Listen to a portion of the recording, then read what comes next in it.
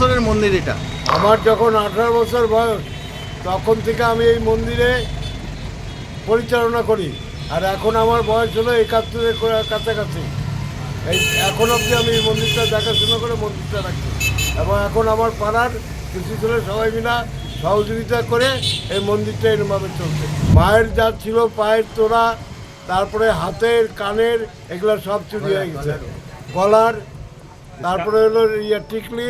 সব মাই চায় মেয়েকে রাজরানীর মতন সাজাতে, সাজিয়ে তুলতে চায় সোনার গয়নায়। ওরিয়েন্ট জুয়েলার্স, সোনা যা সর্বক্ষণের। মন্দিরে চুরির ঘটনায় শোরগোল কোচবিহারে। কোচবিহার শহর সংলগ্ন দক্ষিণ খাগড়াবাড়ির তালতলা এলাকায় একটি কালী মন্দিরে চুরি হয়।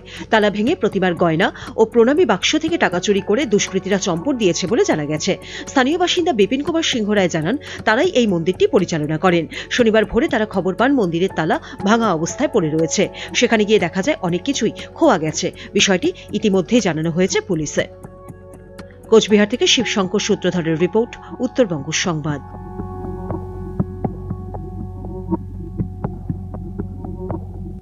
সব মাই চায় মেয়েকে রাজরানীর মতন সাজাতে, সাজিয়ে তুলতে চায় সোনার গয়নায়।